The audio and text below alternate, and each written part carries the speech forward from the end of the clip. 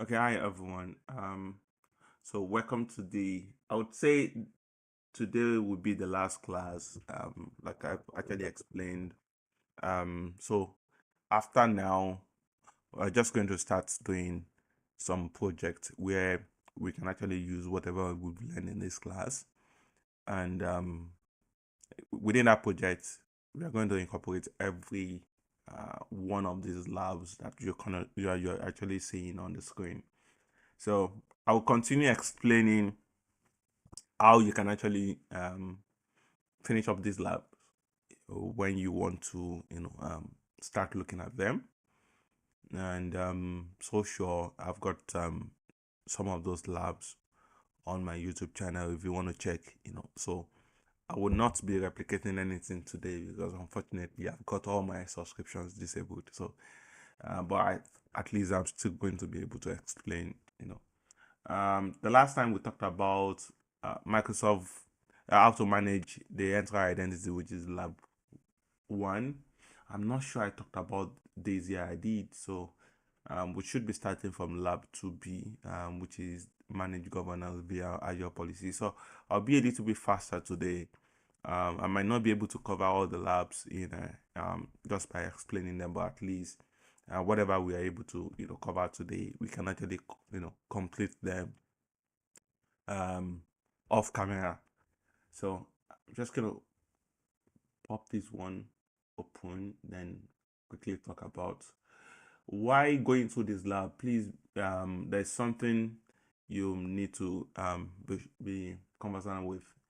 Some of the files that you need to complete some of those labs are actually here, and that's why you are required to download this particular folder. So like when we get to how to manage resources using Azure Resource Manager template, you will need to download some of those files in there, some of those templates in there, to be able to complete that specific lab. So I'll just continue with this one.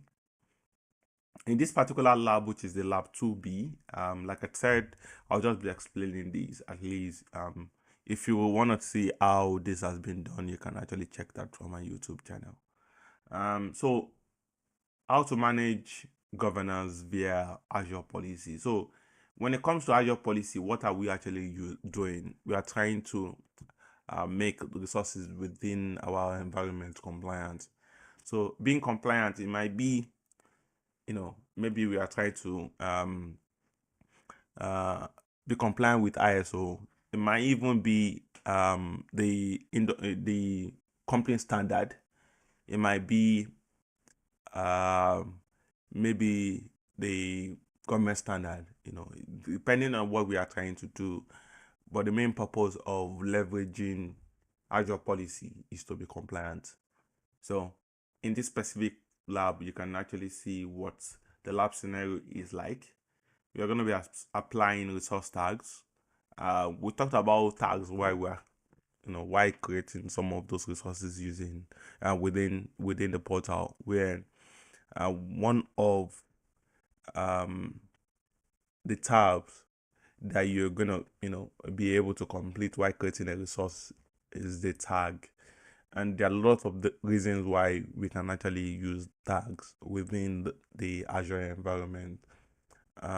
So most times when we are trying to segregate resources, it might be based on department, it might be based on the owner of the resource, or even when the resource was actually created. Whatever reason, using tag is a very good way, to actually segregate your resources.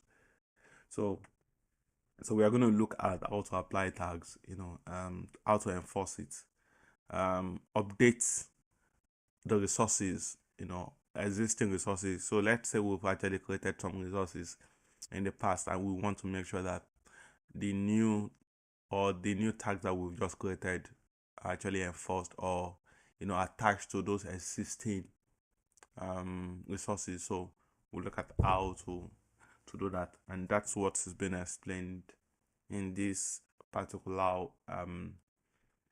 lab. So the last one is how to use resource log, which I'm so sure we know that one. Being that we've got two types of logs that we can actually leverage, the read only and the delete logs. So it all depends on the scenario, what you are trying to prevent. Are you trying to prevent deletion of your resource, or are you trying to make sure that no one can actually update that particular resource? So if we do not want any update on that resource, then we'll be looking at the read-only log. But if we want that resource to be updated, however, we do not want that resource to be deleted at any point in time, then we need to have the logs. Even the person that have created the logs, even if you have an owner role that you inherited from the management group, you won't still be able to do anything with that particular resource since there is a lock on it. So if you try to modify that particular resource, be it you want to delete, let's say we've set a delete lock, or you want to update that particular resource, then you always get an error, a notification within the Azure environment saying there's something wrong. You cannot delete this particular resource because lock has been created on it. So that's that. But yeah, just notice that we are trying to we are not trying to update those tags manually. We are trying to leverage Azure policy to update those tags. So there are a lot of things you would be able to do when you leverage the Azure policy. In this case, when it comes to update existing resources with resource tags, now we'll talk about deploy if it doesn't exist. So I'm so sure we looked at the Azure resource. So instead of me going through these one after the other, I won't do that. What I'm going to do is to explain how policy works. Then if you are able to grab that, then you can actually go back to this lab. And the good thing about this lab is it's just going to keep telling you what you need to do, so you can actually follow through. But why do we want to follow through something we do not really have perfect knowledge of? So I'll rather just explain how policy works. It's been so confusing, so many people, even a lot of people that have been in this space for a while, they still find it hard to understand how the policy works in Azure. So I'm going to explain that. Then you can go back to the Azure environment to see how, or you can actually go back to that specific lab and actually just go through it and get what you need to do. So yeah, I would start with the policy. So to get to this space, there is nothing really. All you need to do is just to search for policy, and once you click on that, it takes you to the policy for sure. Now there are a lot of things there, and this is what I was saying. We need to understand how this thing works, and we can actually cascade that understanding to the lab when you're actually working on it. So we've got so many blades within the Azure environment, our policy page or dashboard. Now here, immediately I open this, I'm getting like policy compliance, 665 resources are compliant within my environment. Non compliant resources, I've got 33. Initiative compliance, I've got 3 that are compliant, 1 not compliant. Overall resource compliance, 11%, 1 out of 9. What does this mean? So we talked about the policy. I've said policies are actually used for enforcing laws, enforcing compliances within the environment. Then if we say policy compliance, then this is a metric used for checking if our resources are compliant, which is fine. But what do we mean by initiative compliance? What do we mean by initiative compliance? So that also we need to understand. Now, before I start talking about this, let's look at this blade. So when we talk about policies, there are some of things that we look at. We look at the definition, we look at the assignment, and we look at the exemptions.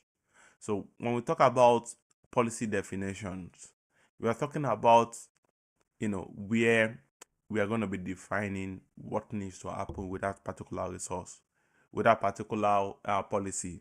So here is where we define, the policy, the name, and what needs to be looked into. A typical one is this one for the compute. If I click on this policy definition, this is where we are going to, state everything that needs to be done. What is this going to be checking against the resources that we have within? What are some of the things that will be checked against the resources that have been created or the ones that we want to create? So because when we create a resource or a policy and we assign it against a specific scope, be it a management group, be it a subscription, or even a resource group, what we are trying to say is this is not just for the existing resources, it's also for the new resources that we're going to be creating. So let's say you deny the creation of a resource based on some of the rules that you've put in there. When you want to create a new resource, it's going to deny it. However, the ones you've already created will still be working, but you just keep getting non-compliance, So this is how the policy Azure definition works. Here is where we are going to define the rules and every other metadata related to that particular policy. So here it says audit virtual machines.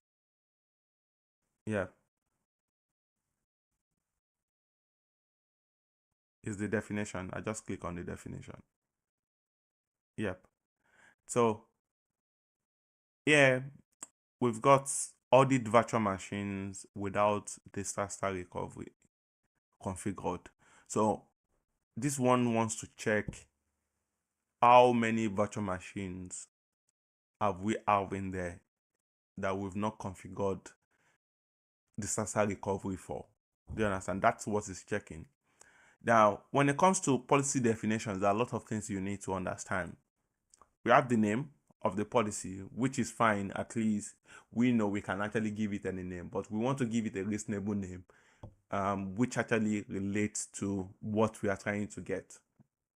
That's why this particular policy has been given, this name. And just mere reading it, I understand what needs to be done. I understand what this policy is doing. So this policy is actually looking at virtual machines that have not got disaster recovery configured on. Now the preview, the version is, you can give it a random version, but the version you always get is the version 1.0.0, meaning that's the first version, right? The description, you can decide to add more things, when it comes to the description, just to buttress your point here. Now there's the category. The category is what category of resource are we targeting? We're targeting virtual machines, and virtual machines belongs to the compute category, which is fine. Now, effects, and this is where we really need to pay attention to. Now, we've got different effects that we can actually leverage on. I'm so sure we should be able to see that within, okay, they are not described, they are not named, but we've got so many effects. So we've got the audit, we've got the deny, deploy not exist. But really, so what effect are we looking at? If I'd say deny, if I change this effect to deny, anytime we are trying to create a new virtual machine, it will expect us to have created a disaster recovery alongside that virtual machine. If not, it won't let me. Do you understand? So, but if you put it on audit, I'm only saying let it be created, but you know, you do not have to deny it. Just tell me those machines that have not. So it's just like logs, me creating logs, trying to understand what's actually going on within my environment. So this one says audit it, so the stuff is audit. The definition location, where do you want to put this? Because this policy has not been used within my environment. This is a Microsoft created policy. So if I want to leverage it, I can assign it also, or save it somewhere within my environment. So policy ID, where this policy is, what is the policy ID if I want to get to this policy, or if I want to target this policy using my script. So I can leverage the policy ID. Mode is no, sorry, the type is built-in. If I create my own, it's going to become custom policy. Then the mode, it says all. So here, like I said, is where we describe everything about this policy. And also we have the rules. What rules are we actually looking for?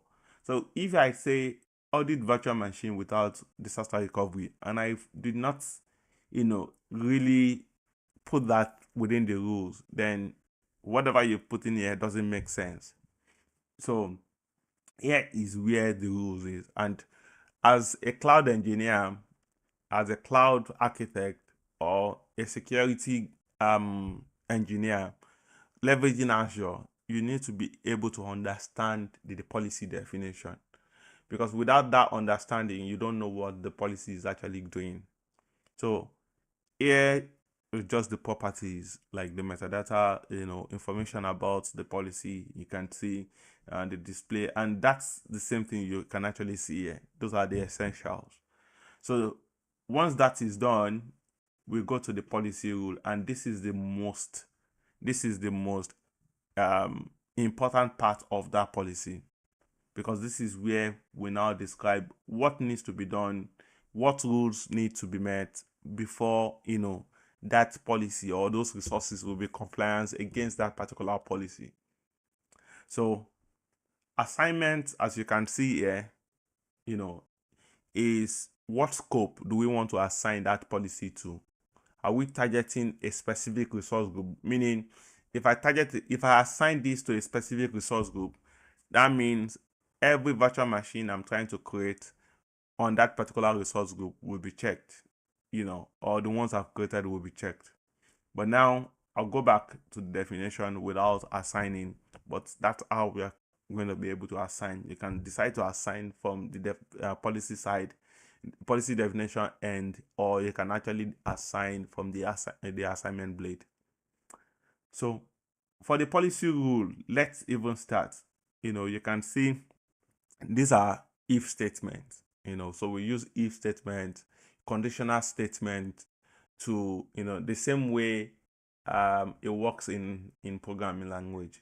If this is this, if when you go to the ATM machine and you want to get some money, so we use this same you can actually use it, but there are a lot of conditional statements that you can actually use. But let's say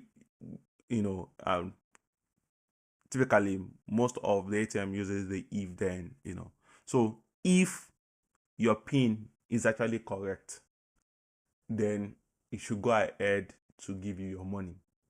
Imagine I say, no, I configured this, and let's say it's going to work like that, which is not going to work. But let's say I say then if. So the then comes forth, then the if. That means, please give this guy the money. Then it will, after then, that is when it's now going to check if your PIN is working or is correct. You will have taken the money home before you checked and start saying, oh, wrong PIN. So what's campaign after after being elected? So here is the conditional statement that is being used within the policy. So we are saying, if, let's read this, field is type, right? What field are we looking at? So we are looking at the field now. If the type of resource that we were trying to deploy belongs to this field, it belongs to compute, Microsoft.compute virtual machines. That's what we're looking at.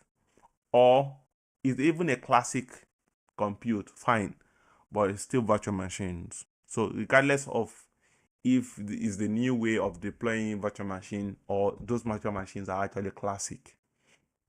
But the field we are looking at is, the virtual machine field. So within the compute section, we all know that the compute doesn't just have virtual machine. It has got some other things. We've got other compute options that we've discussed in this particular class.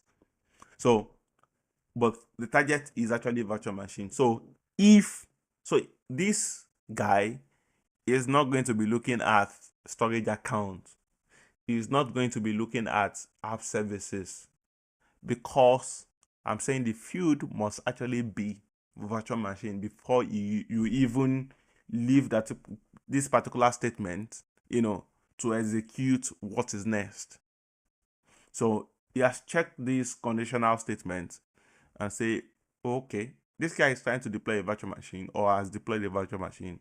Yes, the field for this particular policy says if the type of the resource that we have is virtual machine, then what will happen? Now you can see if, then. So then means what should be the next thing to be done.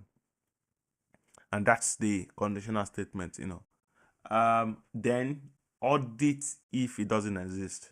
So audit it. So what are the details that it needs to provide? So you need to provide the Microsoft resource, the link, then assistant conditions, the field, the name, and the like, ASP, protect, something like that. But this is what it's actually going to be doing. It's going to be auditing. These are just details about what needs to be provided. Let's check another one. I'm going to look at another definition that we can actually comprehend, that maybe some of the time we are working on some of the things. So let's say you want all your resources to be deployed with tags also.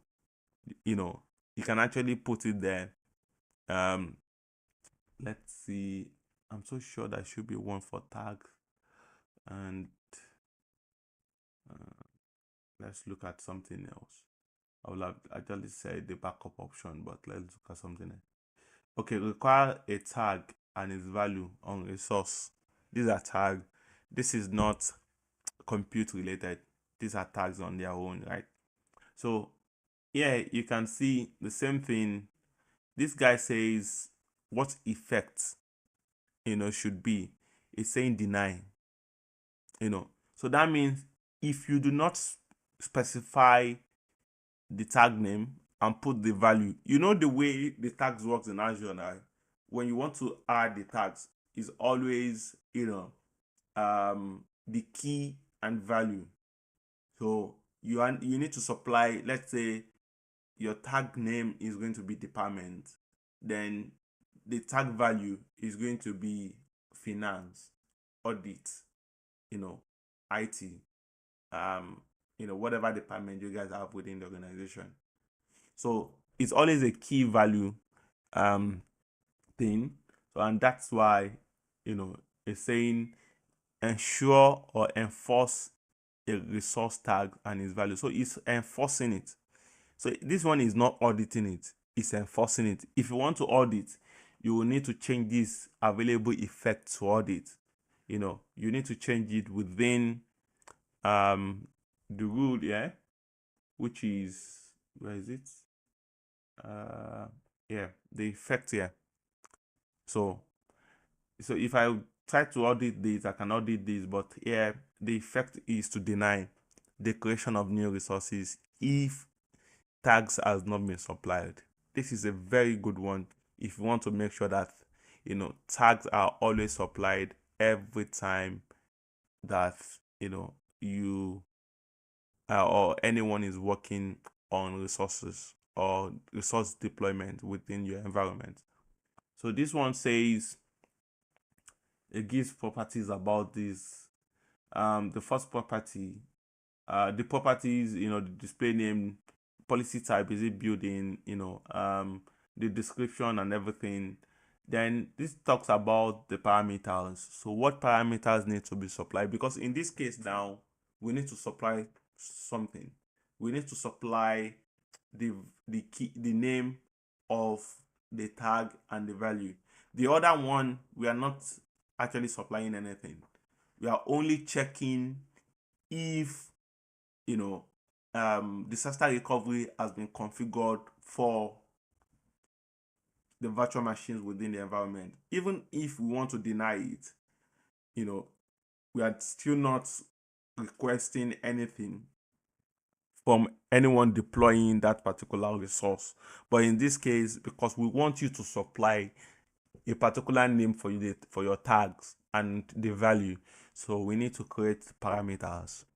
So whatever name you want to, or parameter you want to put in there. So, but the parameter name, tag name, and this is what you're going to be saying, every time you want to deploy. So the tag name and the value, you need to supply it, or else it's going to deny. So, and this is now the most important part. Like I said, this is where things are going to be checked. Now, this says the policy rule, if not. Now, this one doesn't say if this field is, because this guy needs you to supply some certain parameters.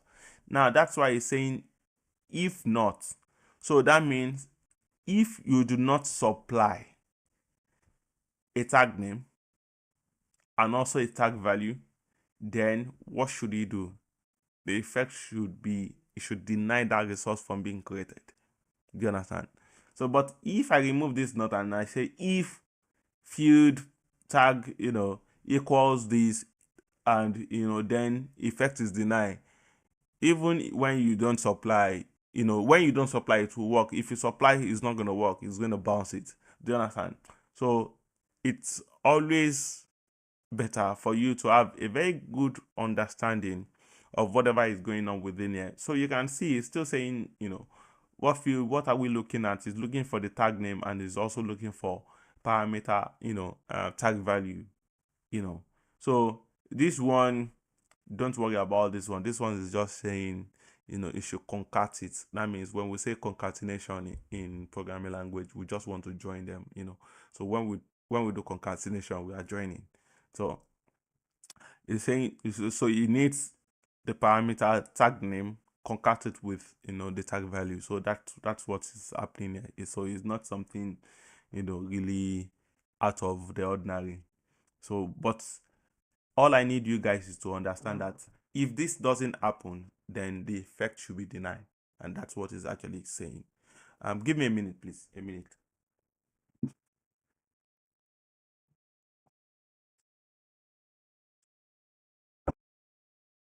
Okay, that's fine.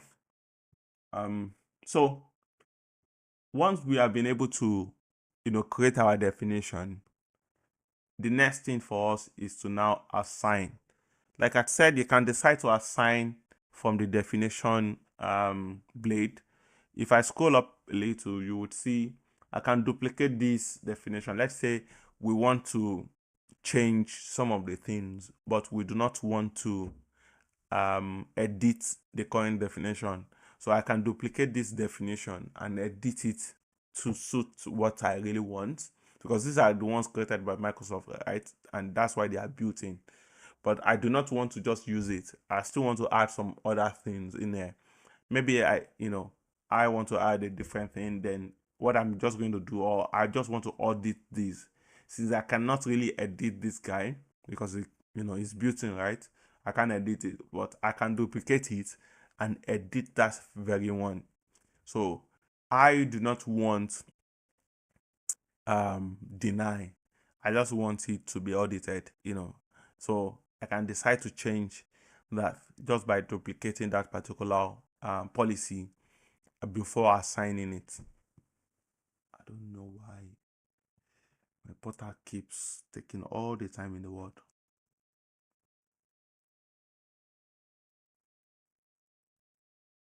Okay, so this is coming up. Um, so you can see it's telling me the policy definition. The other one came from Microsoft, and that's why it has got no definition. Now, in this case, now, I need to find somewhere to put it. I need a scope. Maybe I'm going to be putting the policy within the management group, or I'm going to have it within the subscription, wherever I want to put it is up to me. Then the name, if I want to change the name because I'm duplicating this, right? Then you can change the category. You can create a new one. You can use existing one if you want. It all depends on you.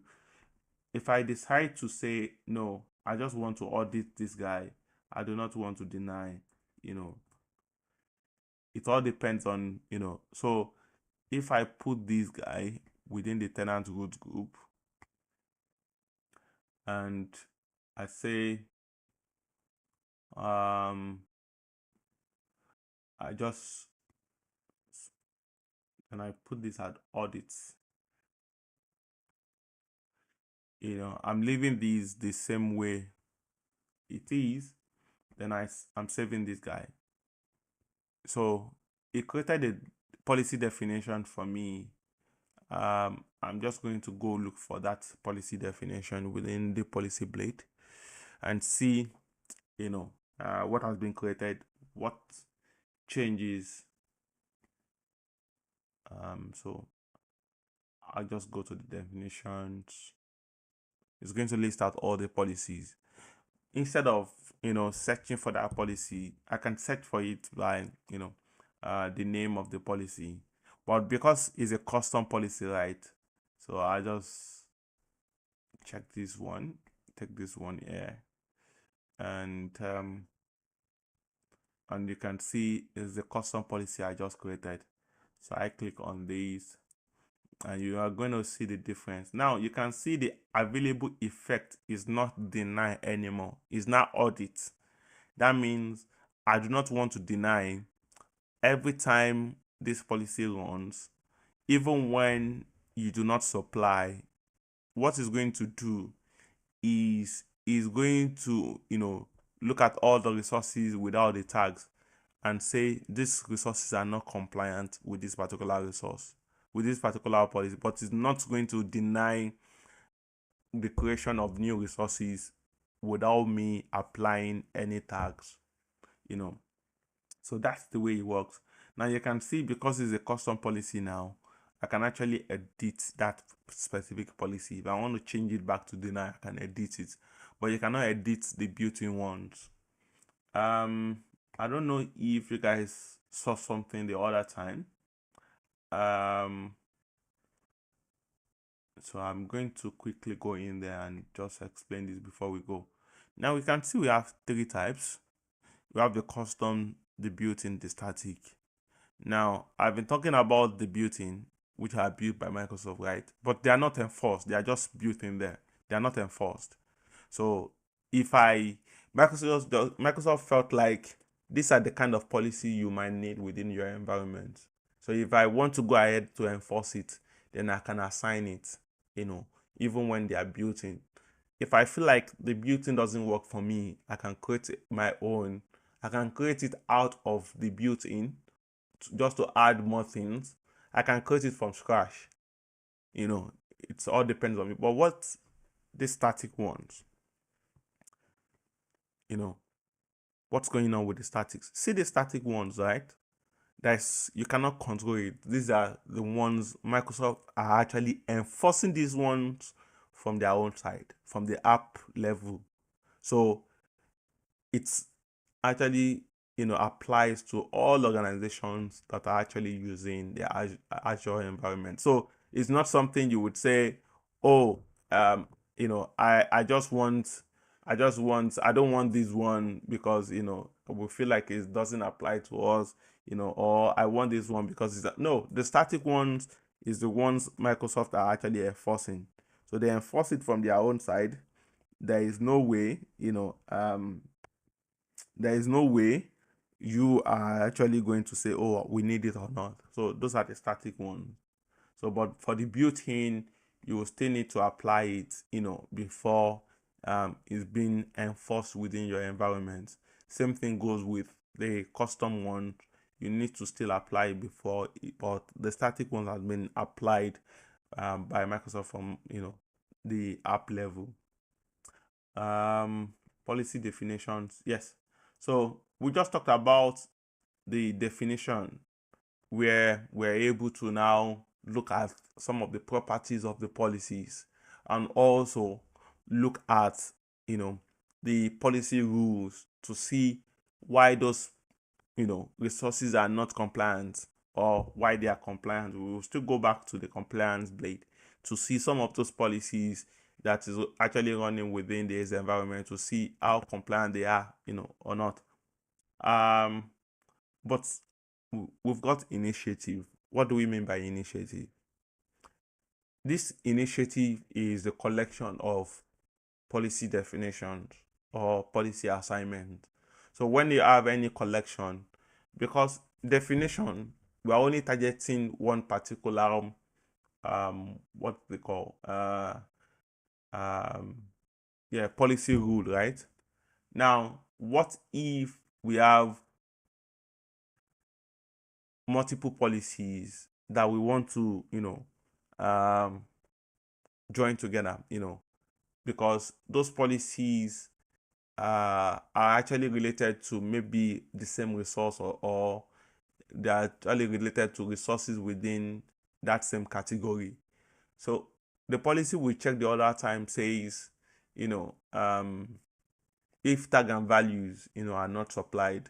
Now we are looking at that. We are also looking at that policy that says when you are deploying a virtual machine, you need to have disaster recovery.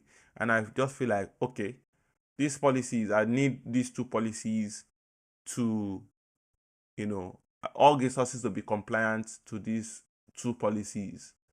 How can we do that? Instead of now defining them one after the other, I can put both of them together and they will become an initiative. So before a resource can be compliant, both policies need to, the resource need to be compliant to both policies before it will be compliant, within my environment. So because it needs to have tag and values, it also needs to have disaster recovery. So collection of your policy definitions are called, initiative definition. When we start assigning those policies also, like I said, when you assign a policy, you're assigning it to a scope. You are saying, I want to check those resources deployed within this resource group. I want to check those resources deployed within this particular subscription. That means, you want to check, you want to assign it, because creating it is different. Assigning it is different. When you assign, then you are enforcing it on that particular scope. So if it's on a subscription, you are enforcing it on that subscription. If it's on a resource group, if it's on a management group. Now, when you have a collection of those assignments that we are going to be looking at very soon, like this guy, I created the policy the other time. When I assign it, I'm assigning it on a scope. Now, this policy says require cost center tags with default value. Now, where is this assignment done? This assignment is done on a resource group called Eniola. You understand? It will not affect any other resource group that I have within my environment. So if I create any resource in a different resource group other than this particular guy, this policy is not going to apply to those resources because it has not been assigned on those resources. So you can see the scope of this assignment.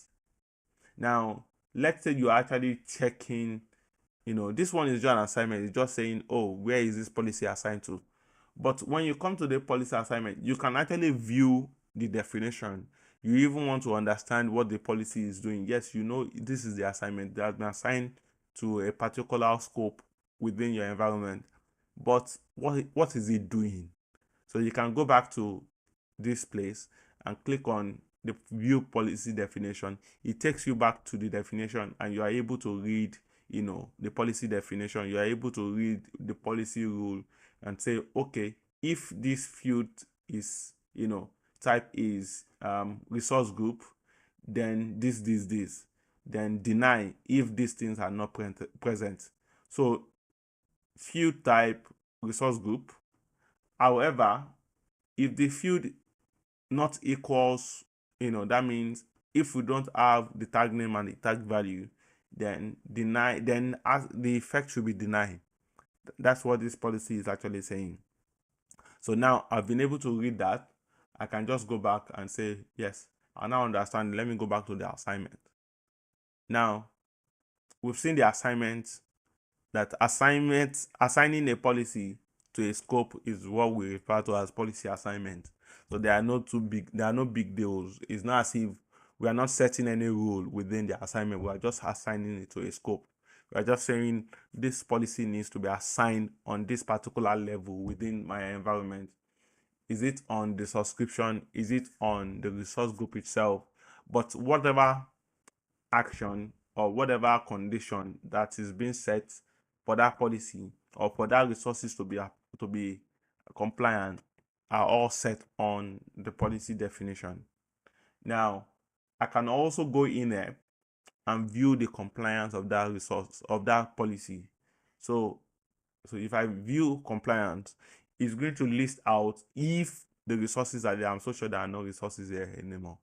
So if there are resources here, it's going to list out all the resources, and it's going to tell you if those resources are compliant or not.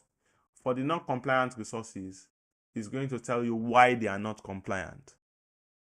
So you can actually view the compliance of each policies. This one is 100% compliance because there are no resources.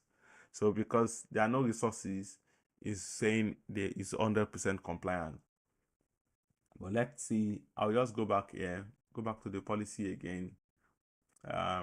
So now I'm so sure you now understand what the policy definition is. Initiative definition, which is collection of policy definition. Assignment, assigning that policy to a scope. Where is it going to take effect on?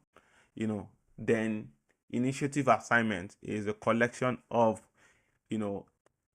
assignments. Now, the first policy we looked at says virtual machines need to have disaster recovery. The second policy says virtual machines or resources needs to have tag names and tag values. Now, those are two policies that we've actually put together to become an initiative. When you assign these policies, because there are also different policy rules within them, they are going to be assigned as a collection also. So when you assign them as collections, they are going to be termed as initiative assignments. That means collection of assignments. Exemptions. I've got these policies that says it's going to deny if you do not have tag names and values, while creating a resource, or even for the already created resource. But there is a certain department that we must not tag. For security purposes, we do not want to tag their department, because once that department is tagged, we might be, our data might be at risk. So what we are going to do is we are going to set an exemption. So exemption setting now depends on which scope are we actually setting an exemption. So if I go back to the policy assignment, just like the last one I showed you, you would see how we can actually configure an exemption. So you can actually add an exemption, like here I'll create an exemption to say this specific resource or this resource group should be exempted from this particular policy. That means if I exempt a specific resource group, that means all the resources deployed within that resource group I do not need to add a tag and tag name and value because they have been exempted. So they are going to be showing as compliant even when they have been exempted. Do you understand? So because I know that I set this thing to deny, and it's just going to deny those resources from being created. But I need those resources to be created without tag values or and tag names. So I can go in there and say, what is the scope? Where do I want to exempt this guy? So I will look for a particular resource group where I want to exempt the guy, and exemption category. What is it? Is waiver. I want to waive it. I do not want that particular resource group to be considered when I'm deploying or a new resource. And the last one, where you can see the settings,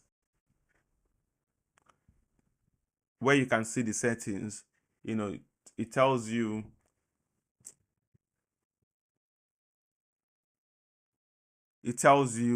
you know um how you can actually exempt and have like a date, like expiration date for that particular exemption. So if I want to create like an exemption, but I want to make sure that there is a specific date, attached to that exemption to expire, then I can actually create that from here. Yep. TJ, please go ahead.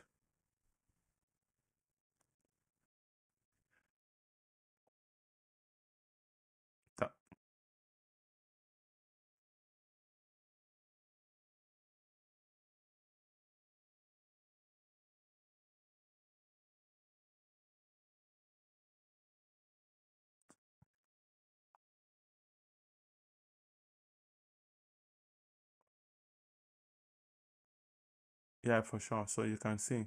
So let's say I have a particular resource. Because there are no resources within it, I can pick the particular resource and exempt it from that specific policy. You understand? Yep.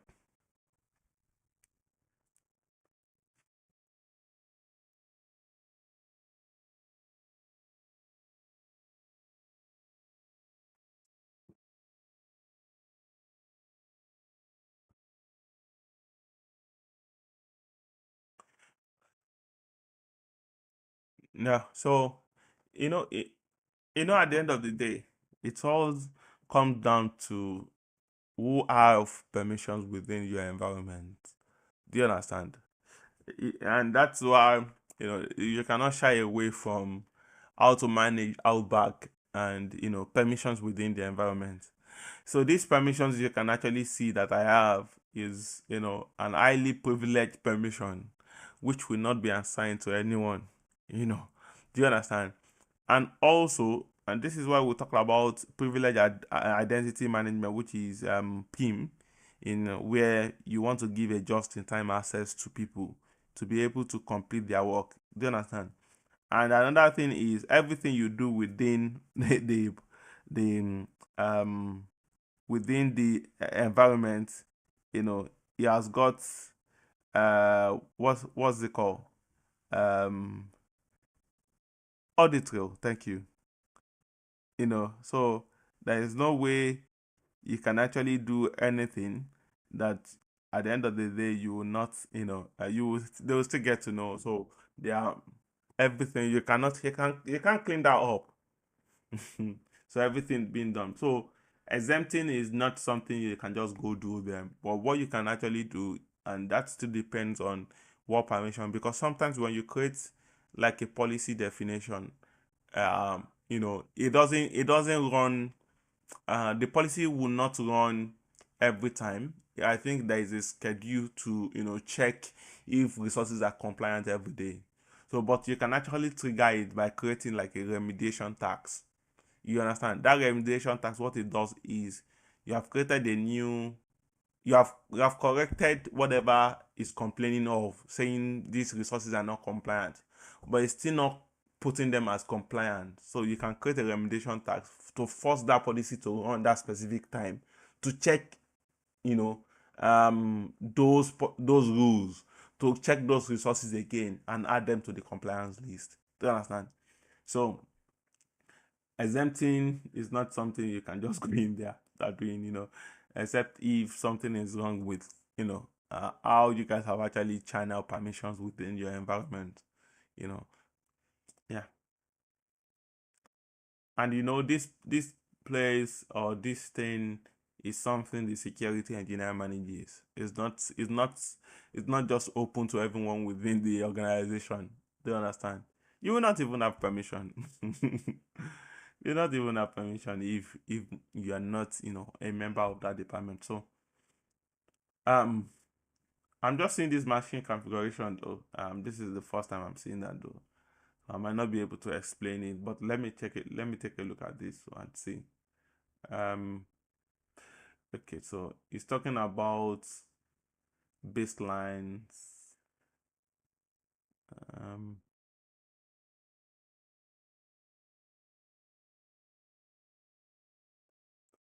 I might need to check this. I've never seen this. This is like the first time I'm seeing this machine configuration.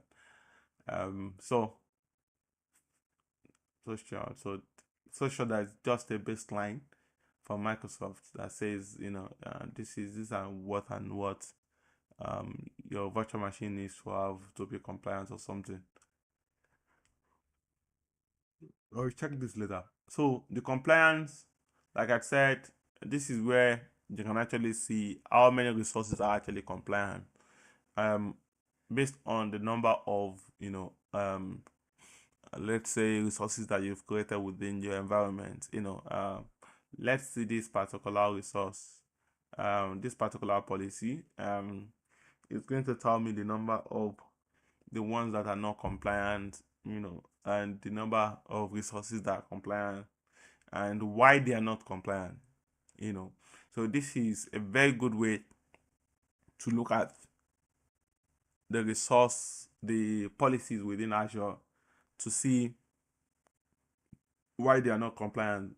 And while looking at why they are not compliant, it might not give you the full information, about why they are not compliant. So you need to be able to have a very good troubleshooting skills, to check this. So let's start with this one. It's a very good way or a good place to start. This says, this doesn't really, this is a default one, but it monitors security, automatically checks the assignments. So these are initiatives. You can see that it's not just one policy, right? So you can see we've got 1, 2, 3, 4, 5, and some other ones. These are policies one after the other. But this guy is an initiative. So you can see this is an initiative compliance. You understand? Because they are collection of policies. Now let's check this one. It's saying only one resource is compliant. So let me check the compliant one so I can see why that particular one is compliant. So we've got so many though, but let's check why are they compliant. So we can go in there and say resource compliance. No resource found. I think that's why they are compliant though. So let's see one of the ones that are not compliant. Let me see. Enable threat detection for identity and access management, which is very good one. Or secure cloud with network controls. Let me check this one. This one is a good one. So let's see the policies that we have within that. So we've got so many policies, but I'm looking for the ones that have got resources, and let's look at those ones. So all these ones do not have resources. So, but I want to see this particular one. It says storage accounts, public access should be denied. Remembered when I created some of those storage accounts, I just created them with public access. Now I'll go to this one I will open this guy and say, it's not compliant. I want to get the details why it's not compliant. So I click on the details why it's not compliant, and it says, what's the current reason for non compliance? It says current value, this. Target, you can see, I don't really understand why it's not compliant. But I go down, keep scrolling down. It now says this field, which is storage account, allow blob public access, path, current value is set to true, meaning this particular field is set to on when it should be false.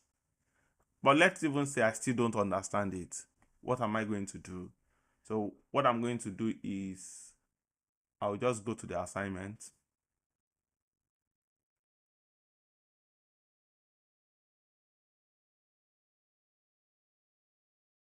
Then I view the initiatives because I want to go to the policy definition itself. There are a lot of policies there.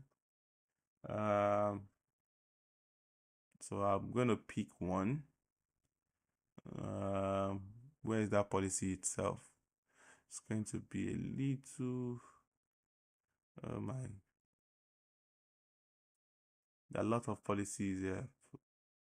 There's, what am I looking for? The storage account, right?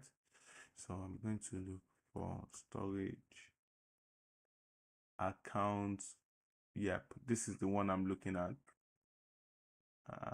Should restrict network access. Then I go to the rules, yeah, and I check. It says allow valued is audit, deny, disabled, all those ones are not. But what effect does it have currently? It should be audit though, yeah, because it's not denying me. I'm able to create, so it's audit. So I'll go back here to check the rule. The rule says if all, of. So that means I'm going to be considering everything. That means before this particular condition is true or false, all these guys need to be true.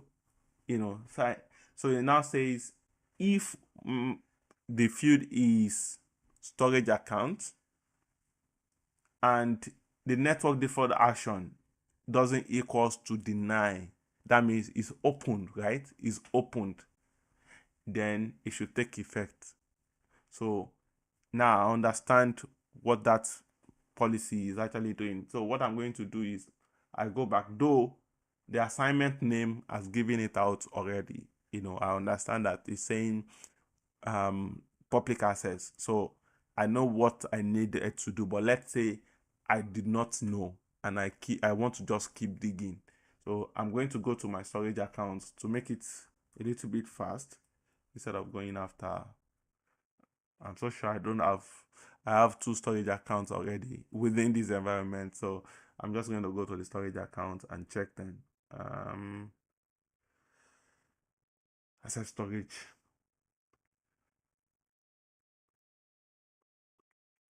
Not storage center, man.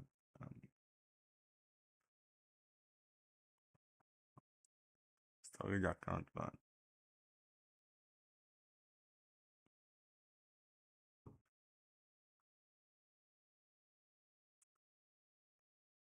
Okay, so I've got so many though, but because of where the policy has been applied, so this was one of them.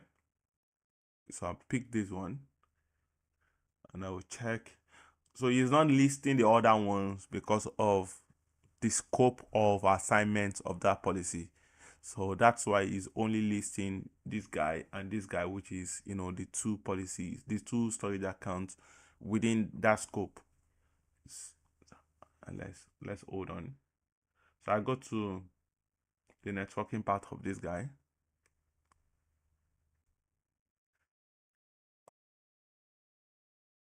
Now you can see this guy says enable from all network, and that's the reason.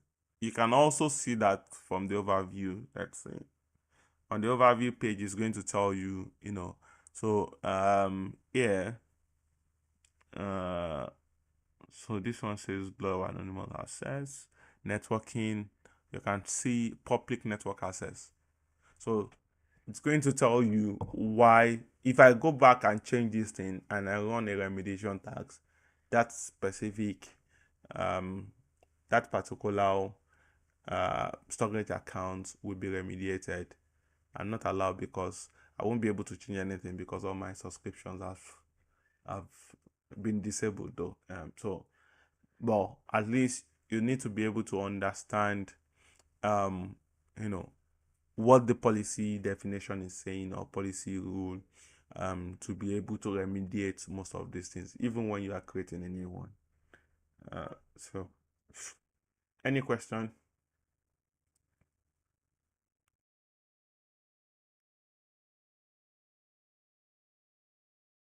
Lovely. So I'm so sure you guys can go through the policy stuff now, and let's look at this one. This guy says lab 03, how to manage resources by using the resource template.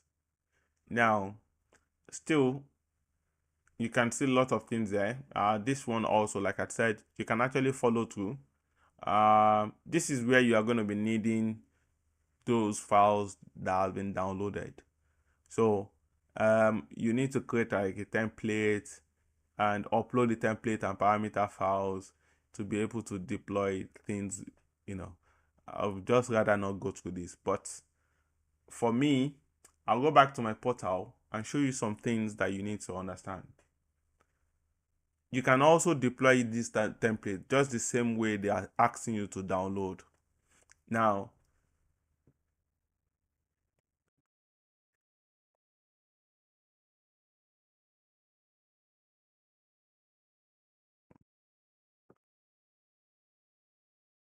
now,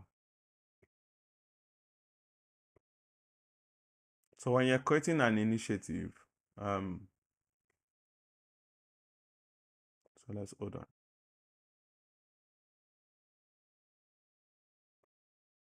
So you can see an initiative definition, right? So that's where you are going to put these guys together. So here is the initiative location where you want to store the initiative, just like we have the initiative policy, right? The policy definition, like I said. Now, when you come to these policies here, this is where you start adding those policy definition.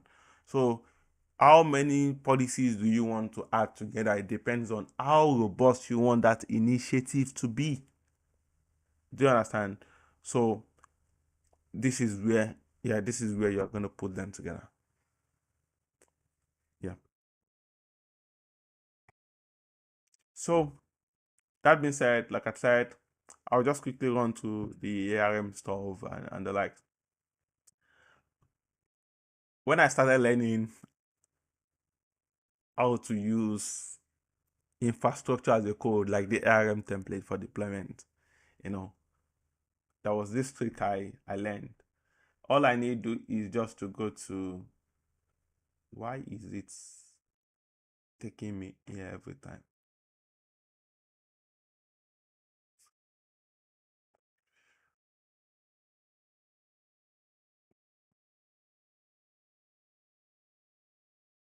Let's say I'm going to take this virtual machine here as an example.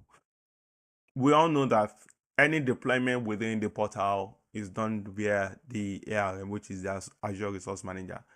Be it you leveraging the portal, you leveraging Terraform, ARM template, Bicep, anything you're leveraging, you are still going to, the deployment is done by, the Azure Resource Manager, which is the ARM. Now, the ARM has got its own template also instead of deploying.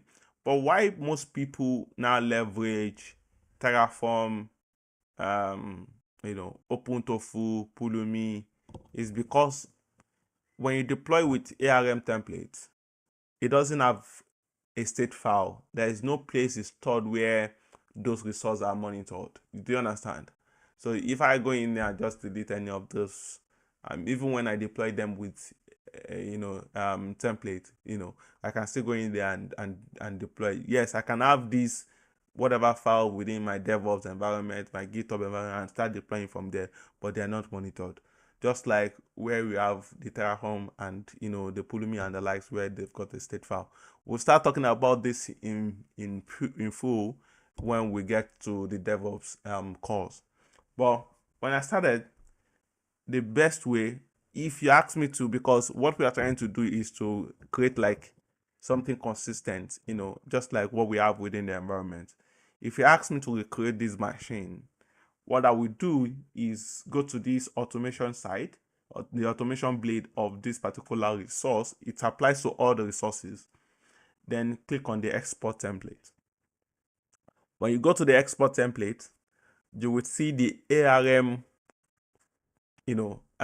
script that is actually used, that you can actually use for the deployment of a resource just like this one. So what I will just do is come here, download the template, come here, also download the parameter file. If I download these two guys, I can actually use this for deployment of a new virtual machine that looks like this one. Now, Azure has now made it better, where you can even come here and just click on deploy from here, instead of downloading it and going back there to say, I want to create this, I want to deploy this as a new template. You can even deploy from here. Now, we even have the bicep and the Terraform. Let's say you want to generate,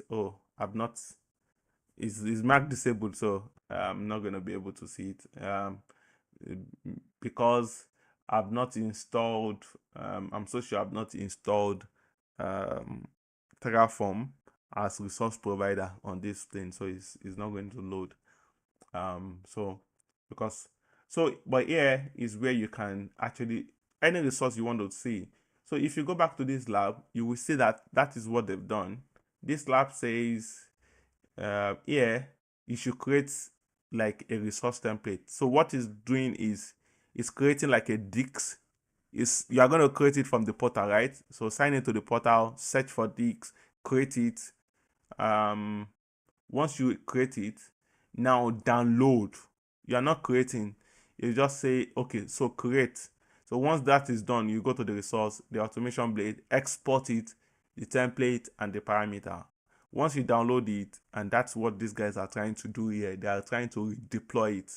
So by redeploying, you can go to the portal and search for deploy a custom template. You can see, then on this particular blade, you can now upload the files that you've downloaded, and actually give it a name. So I can now add my load file, then add the templates I've actually downloaded. So if I've downloaded anything, I'm just going to come here and then upload it. But now I'm not going to upload anything because I've not downloaded anything. So then once you upload that, you save and you start deploying. And that's what that particular, this particular guy is actually doing there. So you can configure these. So like I said, that's the quickest way to, to deploy resources if you want it to look like what you already have. But like I said, when you finally get to the Azure DevOps course, where we are going to be discussing infrastructure as a code in full, then you guys would see, though we'll be leveraging Terraform, and not looking at the ARM. We can talk about ARM, but I'd rather talk about Terraform, or the open version of Terraform, which is the Open Tofu, rather than looking at, because most organizations are actually leveraging Terraform, than Azure, the ARM, which is actually Azure specific. And the same way most organizations would not want to leverage CloudFormation in AWS, because it's AWS specific. But if you have something that is generic to all, like the Terraform, we look at how to deploy, using that. So we're going to be writing some small Terraform scripts or code. You would see how easy it is, though, and I'm so sure once we start doing that, you'll be inspired. You want to become a full-time programmer because you will just like, oh, this is the problem. This is what I've been running for. It's not too difficult. Um, um we've got so many to go. I will stop here though. I'll stop here. Like I said, for the guys on Teams, we'll organize some stuffs and see how we can actually leverage some of these things. If you want the full lab, you can actually go to my YouTube. Actually explained. The rest will be uploaded as soon as possible because I've been able to complete the recording of all these labs, and I'll just upload it. And so maybe by this coming week, if you check my YouTube channel, you will be able to see. Though I currently have some of them on there. You can go in there and check the rest of the labs. Yeah, TJ, please.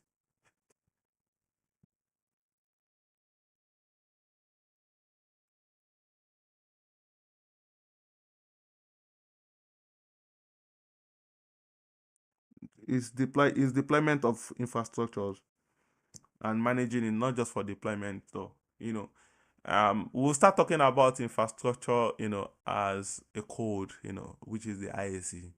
And one of the thing is you want to have this consistent deployment of, you want to be able to manage your portal, your infrastructures by versioning them.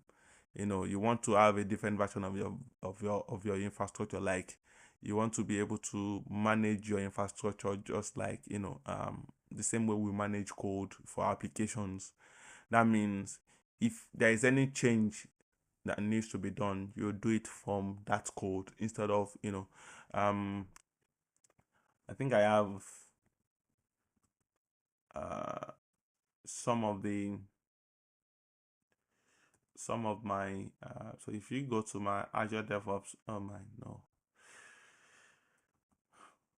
um dev.azure.com, is it has it been a while? I've been there. It's been a while. So typically, um Terraform is an IAC tool for managing infrastructures. Do you understand?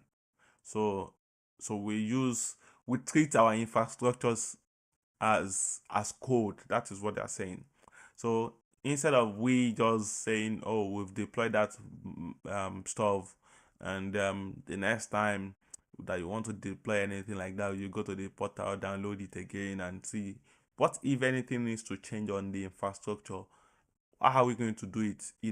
Are we going to still go to the portal and change that thing? If I want to change some of the things that are not even possible, like the name of the virtual machine that I've already deployed, how can I do it? So there are a lot of things that can done. So typical, I know I've got Terraform in here, but this one also, so you would see how I'm able to, so you can see, let's say I want to create a VNet.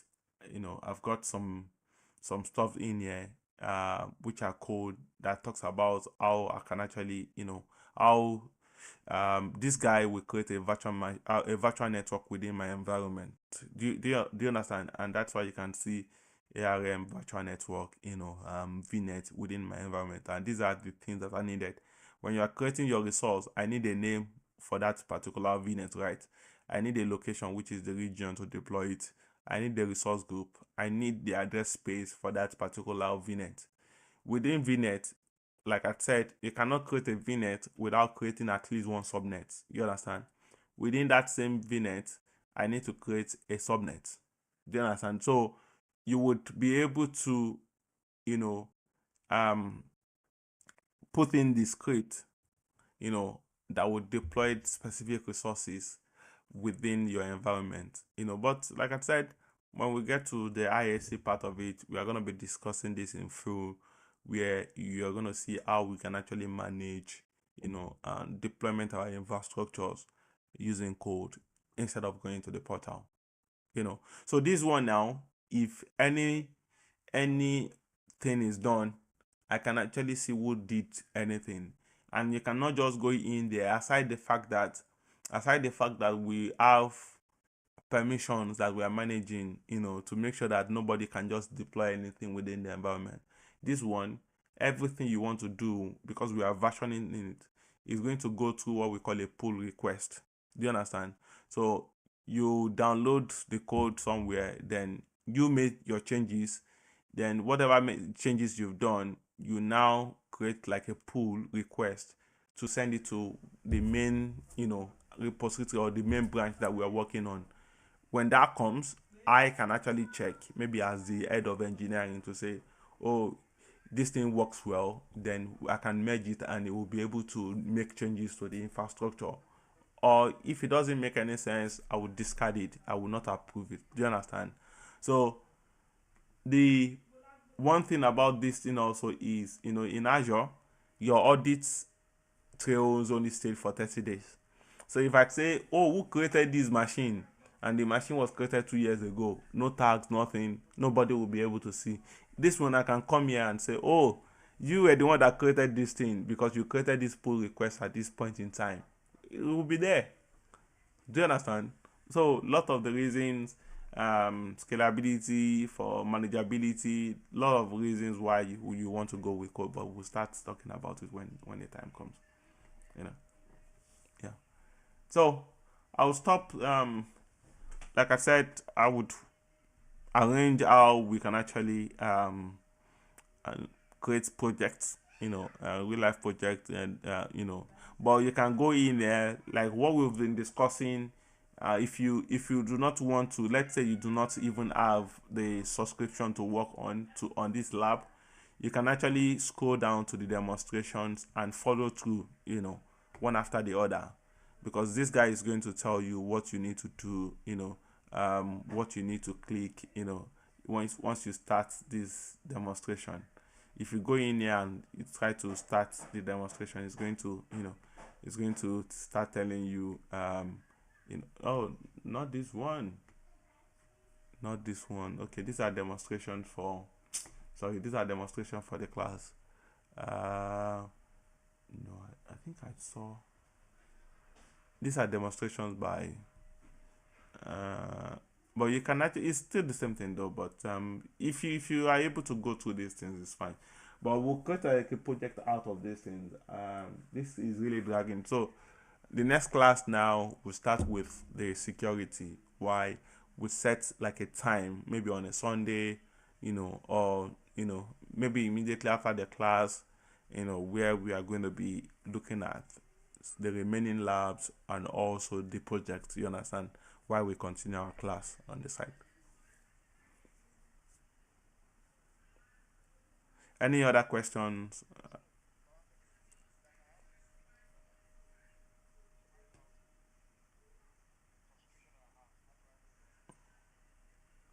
I don't know if you have subscriptions, man.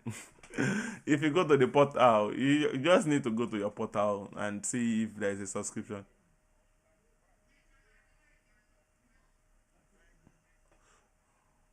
Don't don't don't create account on your office email. It's going to, you can see every time I try to sign into my own account, I always get this work or school account. You understand? Um, so for me, I would rather just separate everything. You can take the 30 days. You can take the 30 days just to complete all those things for now. You can see, because I created the same thing. Yeah, so you can see personal account, work or school account. Yeah, so you can create like, just pick like a subscription. If you go to Azure, what's it again? No, it wouldn't be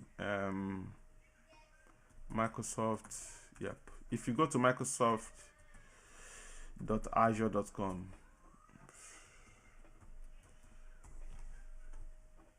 oh my, are you sure?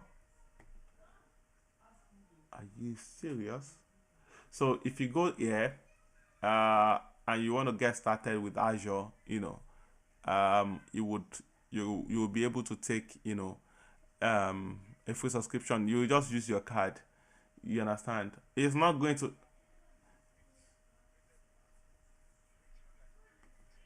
Yeah, then complete it. Have you exhausted your subscription? Just use it to complete the labs for now, at least.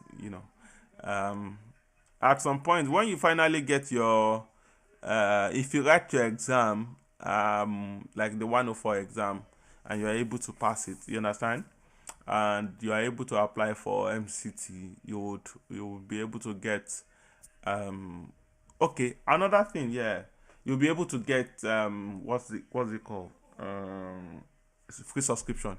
Another thing you can check from your company side that I can actually, advise you, if you want to check, is to go to your Visual Studio benefit, and this is for everyone. Now, you can go to these, just say Visual Studio benefits. Do you understand? So if you go to Visual Studio benefit, you will see something like my.visual studio, you know, benefits. When you go in there, sign in with your company's email. You understand, or whatever email you want to sign in with, but physically your company's email. For me, I do not have any Visual Studio benefit assigned to that Babafemi at IT360NG, but I have it assigned to this, gmail.com, because this is where my MCT and my MVP, this is the email for my MVP and my MCT. So if I go to the subscriptions there, you will see the subscriptions that has actually been allocated to me. So if you sign into your company's email and you see any subscription there, you understand, then you can use those ones. Do you understand? So for me, these are all the subscriptions you can see. Yeah. So for me, these are all the subscriptions you can see in my tenants, right? Because these ones have been allocated. They have been allocated, so I just pick it up from here. You know. Yeah. So if you go to my.visual studio, just type in Visual Studio benefit, and see if you are able to get a free subscription. Not just a free subscription. Don't worry, just type Visual Studios benefit, Visual Studio benefit. So it doesn't just come with, the subscription. Also, it comes with a lot of product keys. So don't ask me for product key, please. If I show you this, don't ask, don't ask me for. I'm not sure. I'm not going to show it online. You guys are going to snap it and take my product keys away.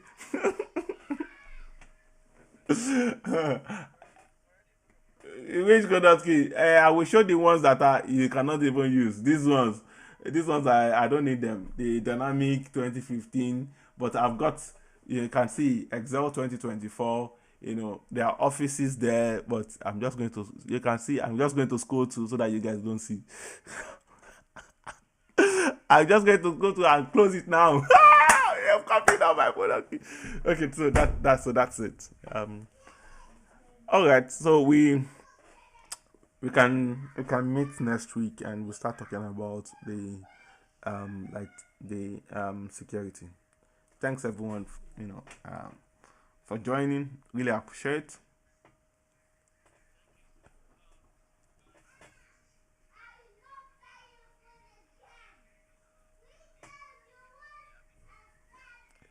You people will be the one to work on it. I will just be an overseer.